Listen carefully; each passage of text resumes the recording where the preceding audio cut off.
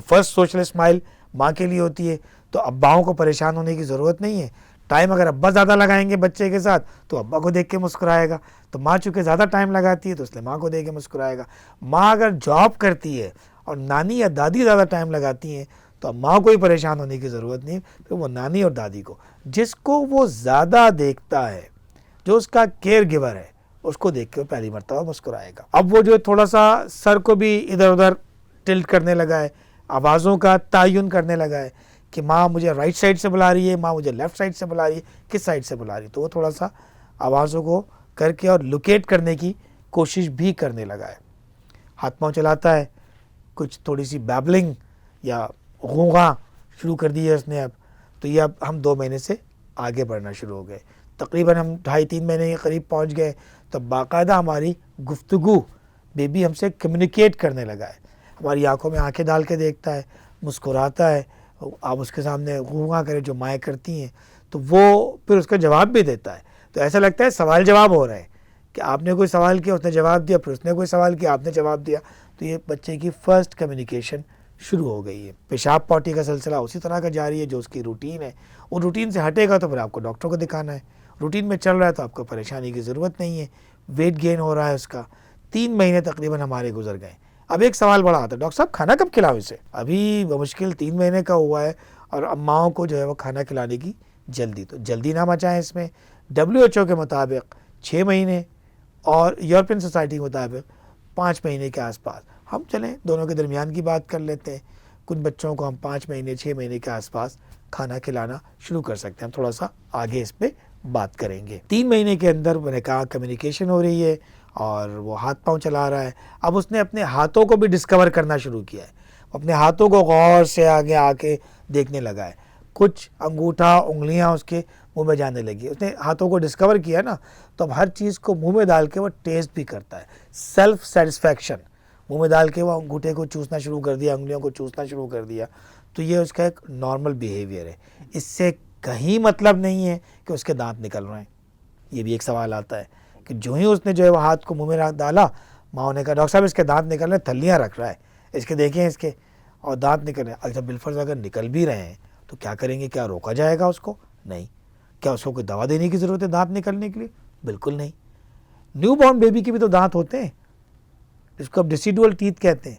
तो दांत तो कभी भी निकल सकते हैं, लेकिन आम तौर पे दांत 6 महीने के बाद निकलते हैं। हम आगे उस पर बात करेंगे। तो मुंह पे अपनी उसकी उंगलियां या अंगूठा या हाथ पूरा मुट्ठी बना के चूसने लगा है, तो ये सेल्फ सेटिस्फैक्शन है। उसने हाथों को डिस्कवर किया था, अब कभी एक हाथ कभी दूसरा हाथ ये जाने लगा है। 3 महीने के बाद हम समझ लें कि हम तकरीबन 4 महीने की उम्र में अब दाखिल होने लगे। 3 महीने और 4 महीने के दौरान जब उसको हम हाथ पकड़ के उठाएंगे तो जो पहले वो गर्दन जो झूलती थी, जिसमें प्ले था गर्दन के अंदर, वो गर्दन अब ठहरने लगी है। आपको लगा स्टेडी हो गई है, तो गर्दन अब ठहर गई है। तो वो अब जो है वो गर्दन को अपनी होल्ड करने लगा है।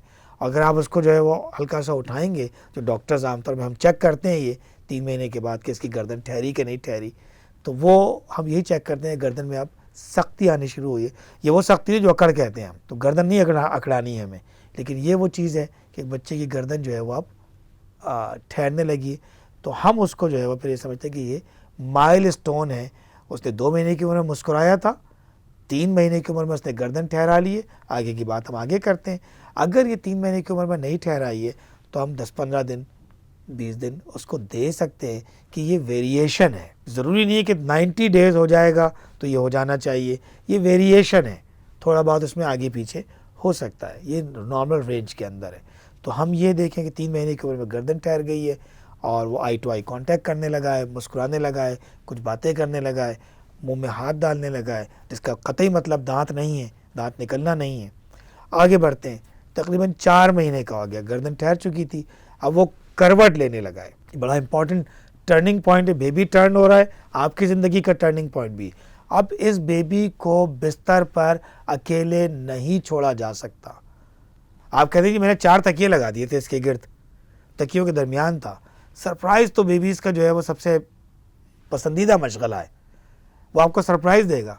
आप सोचेंगे तकिया मोटा सा था, इसके ऊपर से कैसे आ गया? 4 महीने का बच्चा ये भी कर सकता है।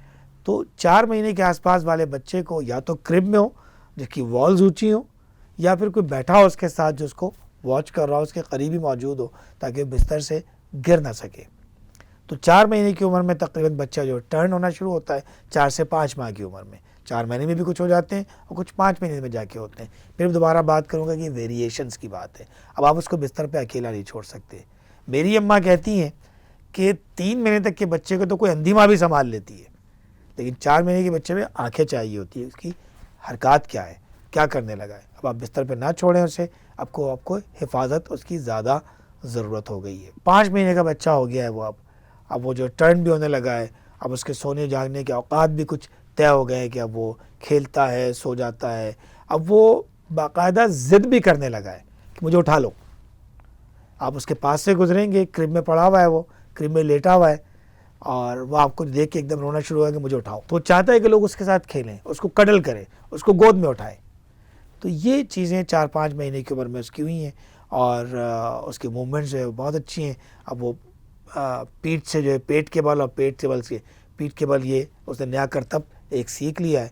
और इसी दौरान में अक्सर जो है वो क्लिनिक में लोग आते हैं, डॉक्टर साहब गिर गया। अब अगर गिर गया है, आपने हिफाजत भी की थी, हम आपको कोई ब्लेम नहीं कर, उसके बावजूद भी अगर गिर गया है, गिरने के बाद अगर वो रो रहा है तो जाहिर बात है चोट लगेगी, तो रोएगा तो ज़रूर। 3 चीज़ें हम कहते हैं कि गिरने के बाद बेबीज़ के अंदर, या किसी भी गिरने के बाद, हेड ट्रामा हम कहते हैं प्रिकॉशंस के, हेड ट्रामा के बाद जो 3 चीज़ें जिस पे कंसीडर करनी चाहिए, जिन पे नज़र रखनी चाहिए। खुदा ना खास्ता गिर के बेहोश हो गया है तो फ़ौरन इमरजेंसी है, आपने अस्पताल पहुंचना है, वहाँ पे उसको चेक भी किया जाएगा, वहाँ उस पर रखा भी जाएगा, उसका सीटी स्कैन भी होगा। बेहोश नहीं हुआ, लेकिन कुछ देर बाद उसको झटके पड़ने लगे खुदा न खास्ता गिरने के बाद, ये भी इमरजेंसी है, आपने अस्पताल जाना है, दाखिल होगा, चेकअप होगा, सीटी स्कैन होगा। उल्टियाँ बड़ी बड़ी करने लगा, आप कहें डॉक्टर साहब शूट करता है उल्टी, भाई ये फेंकी उसने उल्टी, पहले तो नहीं करता था ऐसे।